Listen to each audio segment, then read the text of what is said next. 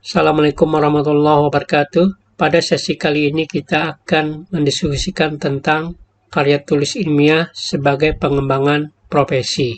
Seperti kita ketahui, ada 4 unsur yang menentukan karir guru.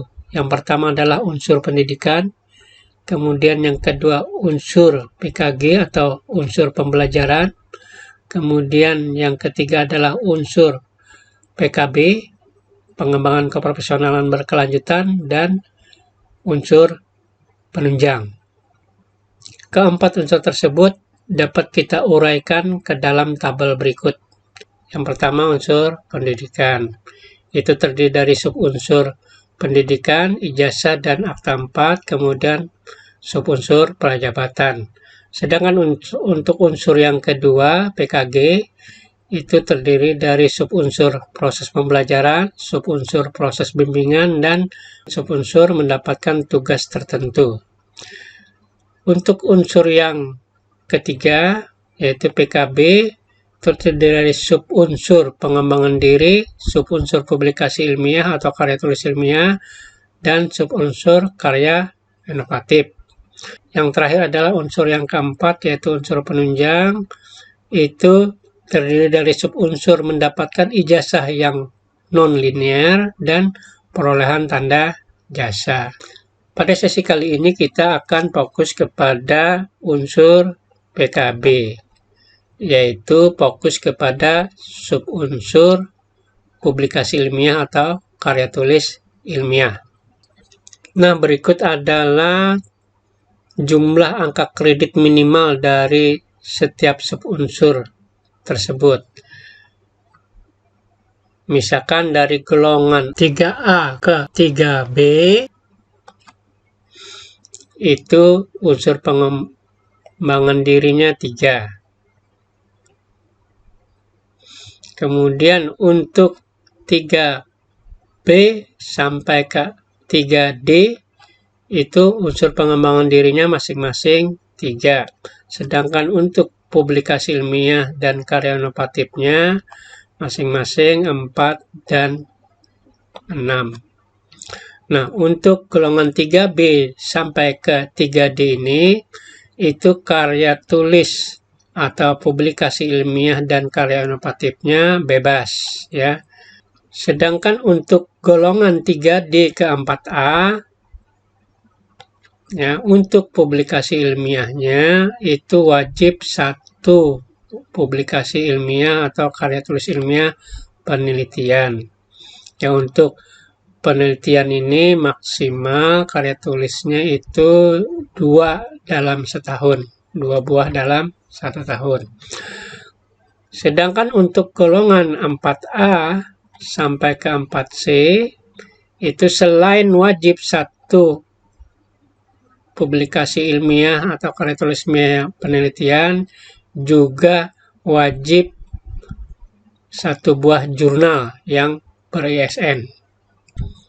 Sedangkan golongan 4C sampai ke 4E, ya, sama dengan golongan 4A sampai ke 4C tadi, mereka wajib memenuhi 1 buah KTI penelitian dan 1 buah jurnal, ditambah 1 buah buku yang ber-ISBN atau lolos BSNP.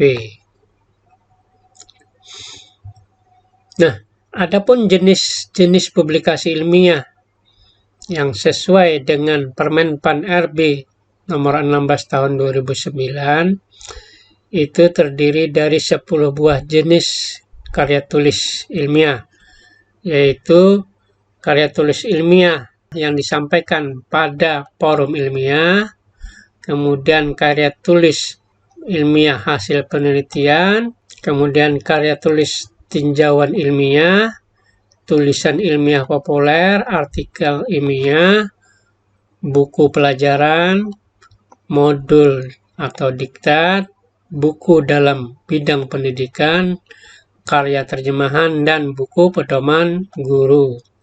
Dari ke-10 buah jenis karya tulis ilmiah ini, Untuk karya tulis ilmiah, tinjauan ilmiah, dan artikel ilmiah, ini bisa berupa best practice, ya.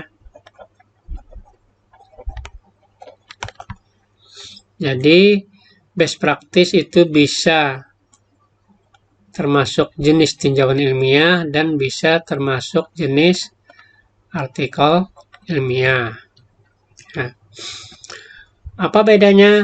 Untuk yang tinjauan ilmiah, best practice-nya tidak perlu diterbitkan, cukup disimpan atau cukup didokumentasikan di perpustakaan sekolah, ya. Itu untuk best practice yang berupa tinjauan ilmiah. Sedangkan untuk best practice yang termasuk ke dalam jenis artikel ilmiah itu diterbitkan pada jurnal. Nah, ini nanti akan kita bahas lebih dalam pada slide berikutnya. Yang pertama, untuk KTI yang dipresentasikan pada forum ilmiah itu memiliki angka kredit 0,2, ya. Bisa pada forum ilmiah seminar atau lokakarya ilmiah, ya, kolokium dan diskusi ilmiah, ya. Sedangkan bukti fisiknya itu surat keterangan atau undangan, ya, dari panitia dan makalahnya. Berikutnya adalah KTI hasil penelitian. Itu bisa berupa buku yang memiliki ISBN atau lolos BSNP, itu nilainya 4. Ya. Kemudian jika berupa tulisan atau artikel ilmiah, ya, yang dimuat pada jurnal ilmiah tingkat nasional dan terakreditasi, nilainya 3. Jika berupa tulisan artikel ilmiah yang dibuat di jurnal ilmiah tingkat provinsi, itu 2. Jika pada tingkat kabupaten, nilainya 1. Sedangkan jika berupa laporan hasil penelitian yang telah diseminarkan, ya, yang umumnya berupa penelitian tindakan kelas, memiliki angka kredit 4. Jadi ini untuk KTI hasil penelitian yang laporannya diseminarkan, yang minimal ada 15 peserta dan 3 buah sekolah yang sederajat. Berikutnya adalah tinjauan ilmiah yang bisa berupa best practice, ya. Ini tidak perlu diterbitkan dan disimpan di perpustakaan. Angka kreditnya 2. Bukti fisiknya adalah makalah.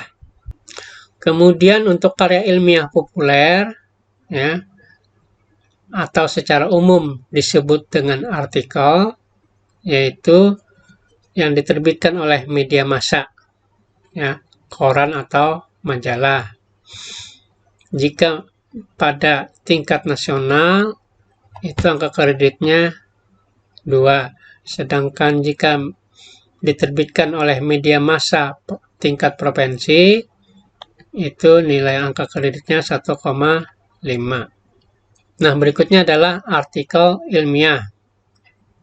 Dalam hal ini artikel ilmiahnya adalah non-penelitian dan juga bisa berupa best practice, ya. Jadi tadi best practice tadi bisa masuk ke dalam tinjauan ilmiah, bisa juga masuk ke dalam artikel ilmiah. Bedanya ini diterbitkan di jurnal, ya. Untuk tingkat nasional dan terakreditasi angka kreditnya 2. Sedangkan untuk tingkat provinsi dan terakreditasi itu 1,5, atau tingkat nasional tapi tidak terakreditasi, ya, sama 1,5. Kemudian jika tingkat lokal kabupaten kota, angka kreditnya 1, atau tingkat provinsi tetapi tidak terakreditasi, ya, ini sama nilainya 1. Berikutnya adalah buku teks pelajaran. Jadi ada 3 jenis di sini, masing-masing nilai kreditnya bisa 6, itu jika bukunya lolos dari BSNP. Kemudian jika bukunya ber-ISBN, ya, tetapi tidak lolos BSNP, angka kreditnya 3. Sedangkan jika belum ber-ISBN, angka kreditnya 1. Nah, berikutnya adalah modul dan diktat. Ya. Jika modul atau diktatnya itu digunakan pada level provinsi, ya, itu angka kreditnya 1,5.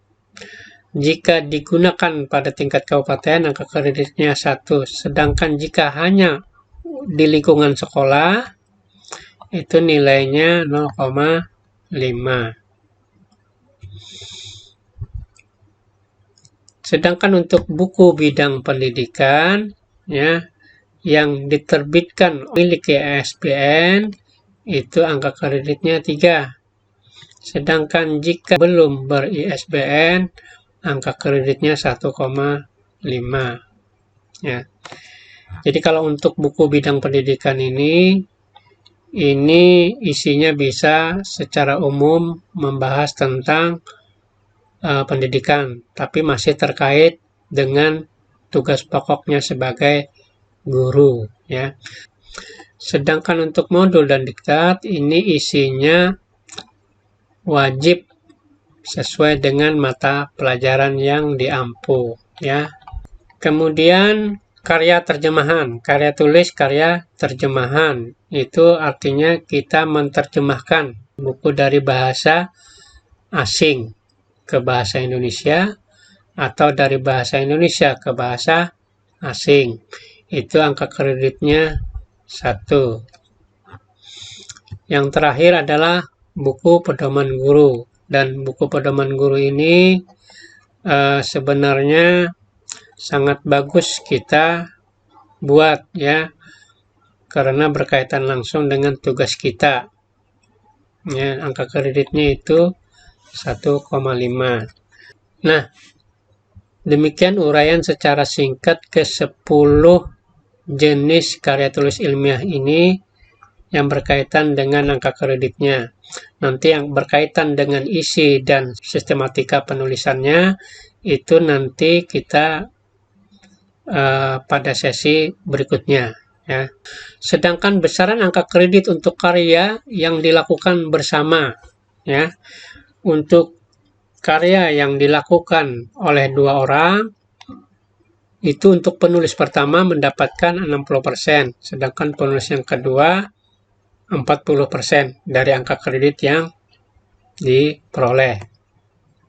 Sedangkan jika karya tulisnya 3 orang, itu untuk penulis pertama 50% dan untuk penulis kedua dan ketiga masing-masing mendapatkan 25%. Sedangkan jika karya tulis tersebut dikerjakan oleh 4 orang, maka untuk penulis pertama mendapatkan 40%, sedangkan untuk penulis kedua, ketiga, dan keempat masing-masing mendapatkan 20%. Nah, berikut adalah tips supaya karya tulis yang kita buat itu memenuhi syarat untuk mendapatkan angka kredit. Jadi, baca, ya, dan ikuti pedoman. Ini nanti pedomannya adalah ada pada buku 4 dan buku 5 tentang PKB, ya. Kemudian pahami definisinya, jadi karya tulis tersebut apa ya, terutama yang 10 macam tadi, betul-betul dipahami apa definisinya ke 10 karya tulis tersebut ya. Ini nanti akan kita jabarkan pada sesi-sesi berikutnya. Begitu juga dengan kerangka isinya ya, seperti apa sistematika penulisannya. Dan yang paling penting adalah bukti fisik yang harus kita kumpulkan berupa apa ya. Jadi pahami bagaimana ya KTI tersebut dinilai ya. Itu nanti ada pada buku ini, buku 5 ya.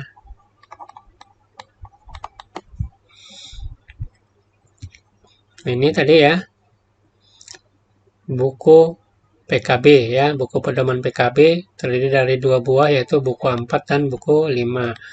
Buku 4 itu tentang kerangka isi dan penjelasan definisi apa itu karya-karya tulis ilmiah yang memenuhi syarat untuk dijadikan angka kredit. Sedangkan buku 5 ini bagaimana karya tulis ilmiah tersebut dinilai ya, dinilai bagaimana cara menilainya. Jadi buku 4 dan buku 5 ini wajib kita kuasai ya. Nah, karya tulis ilmiah itu harus memenuhi persyaratan APIK, yaitu A, asli ya, asli. Jadi jangan sampai karya tulis ilmiah kita itu merupakan plagiat atau jiplakan atau disusun secara tidak jujur ya. Kemudian karya tulis ilmiah tersebut harus juga memenuhi kaidah perlu ya. Maksudnya itu karya tulis ilmiah tersebut memang diperlukan. Jadi ini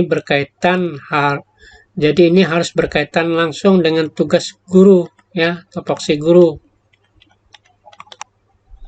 dan bermanfaat bagi siswa. Kemudian ilmiah ya. Ilmiah berarti karya tulis tersebut harus mempunyai nilai kebenaran ya, dan sesuai dengan kaidah-kaidah penulisan karya tulis ilmiah ya. Bagaimana kerangka isinya, bagaimana formatnya, termasuk kaidah-kaidah tata bahasa Indonesia ya.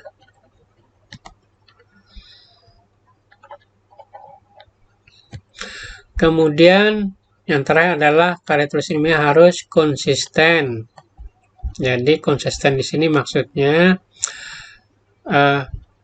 berkaitan langsung dengan tugas pokok kita ya. Kemudian berada pada bidang tugas guru yang bersangkutan. Jadi kalau memang mata pelajarannya IPA, maka yang dibuat adalah karya tulis yang berkaitan dengan IPA ya. Jadi kalau misalkan kita guru IPA tetapi menulis karya tulis di bidang IPS, itu artinya kita tidak konsisten. Nah, berikut adalah beberapa alasan penolakan berkaitan dengan kaidah asli tadi ya. Kenapa bisa ditolak? Itu karena terdapat data seperti nama sekolah, lampiran, foto, dan data lainnya itu tidak sesuai ya, tidak sesuai data yang disampaikan. Kemudian waktunya kurang wajar ya, waktunya kurang wajar. Misalkan kita membuat penelitian lebih dari 2 buah penelitian dari 2 buah PTK dalam 1 tahun, ya itu kan tidak mungkin ya, karena PTK itu umumnya dikerjakan sekitar 4 bulan ya, 3 sampai 6 bulan. Jadi kalau kita membuat PTK dalam 1 tahun itu ada 3 buah PTK, itu mencurigakan, ya. Jadi maksimal 2 saja, ya. Kemudian keaslian juga bisa dilihat dari perbedaan kualitas, yaitu kualitas cara penulisannya, ya, gaya bahasanya yang menyolok, ya, di antara karya-karya yang dibuat. Jadi misalkan dia membuat beberapa karya tulis ilmiah, ternyata setelah disandingkan karya-karya tulis ilmiahnya tersebut, ya, ternyata jauh berbeda antara karya tulis ilmiah yang satu dengan karya tulis ilmiah yang lainnya. Gaya bahasanya, cara penulisannya itu terlihat sangat berbeda, menyolok. Berarti perlu dicurigai, ya. Mestinya kalau dia membuat beberapa karya tulis ilmiah, mestinya gaya bahasa dan cara penulisannya itu pasti mirip, ya, karena dilakukan oleh orang yang sama. Nah, ini ya, kenapa bisa ditolak. Kemudian yang berikutnya keasliannya. Diragukan jika dibuat pada waktu yang berbeda tetapi dokumennya waktunya berbeda, tetapi dokumen yang digunakan itu sama, ya. Misalkan foto, ya, pada saat membuat PTK yang pertama, ternyata setelah dicek pada saat PTK dia yang kedua, foto yang digunakan sama atau data yang digunakan sama, ya, itu keasliannya diragukan. Begitu juga misalkan RPP-nya sama persis, ya, ini juga diragukan keasliannya karena disampaikan dibuat pada waktu yang berbeda. Mestinya dokumen yang digunakan juga berbeda, gitu ya. Kemudian berikutnya penolakan, ya, karena keasliannya mencurigakan, itu karena mirip dengan skripsi, tesis, atau disertasi. Ini biasanya dilihat oleh tim penilai dari statistik yang digunakan, ya, statistiknya terlalu rumit, ya, terlalu rumit menggunakan rumus-rumus yang digunakan pada tesis atau skripsi. Kemudian keaslian juga diragukan itu karena mirip dengan punya orang lain, ya, mirip dengan karya orang lain. Kemudian alasan penolakan berkaitan dengan perlu, ya. Dalam hal ini kenapa KTI tersebut ditolak? Karena tidak memenuhi dari kaidah perlu ini. Ya, misalkan yang pertama yang dipermasalahkan terlalu luas atau terlalu umum. Jadi tidak perlu, ya, terlalu luas dan terlalu umum. Jadi nanti fokuslah kepada peningkatan kualitas pembelajaran di kelas kita, ya. Kemudian permasalahan spesifik, ya, permasalahannya memang betul sudah spesifik di bidang keilmuannya, tetapi tidak terkait dengan permasalahan nyata yang ada di sekolah. Ya, ini juga tidak perlu. Yang berikutnya adalah KTI yang diajukan bukan termasuk yang dapat dinilai. Jadi maksudnya kita mengirimkan KTI yang berupa RPP, soal ujian, AKS, atau kumpulan clipping. Nah, ini bukan termasuk KTI, ya. Ini hanya lampiran mestinya, ya. Jadi bukan ininya yang dikirim sebagai KTI-nya, ya. Ini hanya sebagai lampiran. Kemudian alasan penolakan berkaitan dengan ilmiah, ya. Kerangka penulisan dan isi belum mengikuti kaidah yang umum digunakan dalam penulisan ilmiah, ya. Jadi tidak memenuhi kaidah-kaidah penulisan ilmiah, baik itu sistematikanya, kemudian cara menuliskan latar belakang dan rumusan masalahnya tidak memenuhi ketentuan yang dipersyaratkan untuk karya tulis ilmiah. Kemudian latar belakang masalah tidak jelas, ya, latar belakang masalahnya tidak jelas. Misalkan tidak ada fakta maupun datanya, ya, dan tidak nampak pentingnya masalah itu dibahas, ya. Yang berikutnya adalah rumusan masalah kurang jelas, ya.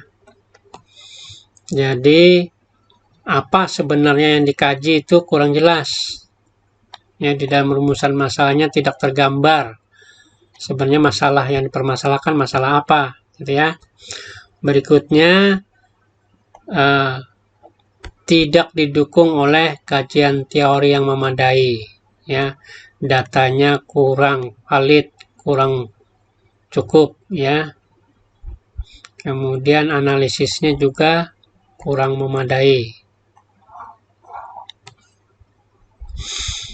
Nah, berikutnya adalah berkaitan dengan kaidah konsisten, ya. Misalkan kurang atau tidak sesuai dengan tugas guru yang bersangkutan, ya, tidak konsisten. Tugasnya tadi seperti saya sampaikan tadi, mengajar IPA tetapi karya tulisnya IPS misalnya, ya. Berikutnya adalah kadaluarsa. Jadi karya tulisnya waktunya sudah terlalu lama, ya. Atau data yang digunakan tidak sesuai dengan siswanya, ya. Misalkan siswanya sudah lulus, gitu ya. Nah, berikutnya adalah KTI tersebut sudah pernah disarankan untuk dilakukan perbaikan, namun perbaikannya masih belum sesuai yang diharapkan, ya. Ini juga termasuk tidak sesuai dengan kaidah konsisten. Nah, ini adalah contoh penolakan KTI, ya. Misalkan KTI-nya tinjauan ilmiah, ya. Tidak membahas hal yang spesifik dan terlalu umum, ya. Misalkan ini contohnya pemanfaatan media dalam pembelajaran. Nah, ini terlalu umum, ya. Medianya media apa, pembelajarannya di mana, ya, tidak jelas, terlalu umum. Mestinya misalkan seperti ini, ya. Manfaat media, jadi medianya Plaskat, jadi sini jelas medianya. Kemudian pembelajarannya pembelajaran apa? Pembelajaran matematika di kelas 5, ya. Dan tempatnya juga di mana. Jadi ini seharusnya seperti ini judulnya. Begitu juga dengan ini, ya. Bahasa Indonesia sebagai bahasa persatuan. Nah, ini sangat umum sekali, ya. Tidak spesifik, ya. Bahasa Indonesia itu kan luas sekali, ya. Jadi harus menukik ke dalam substansinya apa bahasa Indonesia itu, ya. Isinya misalkan tentang pembuatan paragraf, tentang pembuatan kalimat tertentu, ya. Nah, contoh berikutnya adalah PTK-nya tidak jelas, ya. Apa, mengapa, dan bagaimana. Apanya yang harus diperbaiki, mengapa harus diperbaiki, dan bagaimana cara memperbaikinya, ya. Jadi ini tidak jelas, ya. PTK-nya tidak jelas. Sebagai contoh, judulnya PTK, tetapi isinya tidak mencerminkan bahwa itu PTK. Jadi hanya judulnya yang PTK, ternyata isinya tidak mencerminkan PTK. Misalkan tidak terdapat siklus, ya, di dalamnya tidak terdapat tindakan yang harus digunakan. Berikutnya ditulis tindakan tertentu tetapi tidak jelas bagaimana melakukannya.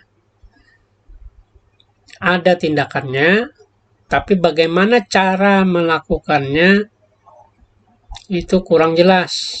ya, bagaimana cara melakukan tindakan tersebut. Berikutnya adalah jumlah halamannya sangat terbatas, yaitu kurang dari 30 halaman. Ya, PTK itu dianjurkan sekitar 40 sampai 60 halamannya ya. Ini terlalu kecil. Ya. Ini terlalu sedikit halamannya, di bawah 30 ya untuk sebuah laporan karya tulis. Kerangka isinya tidak memenuhi syarat minimal. Kerangka isinya tidak memenuhi syarat minimal. Jadi ini berkaitan dengan sistematikanya.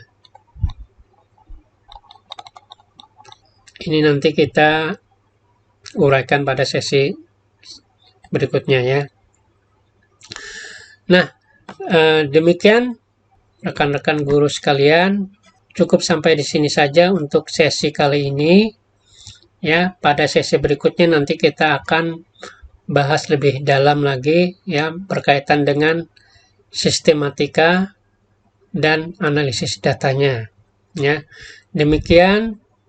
Terima kasih. Assalamualaikum warahmatullahi wabarakatuh.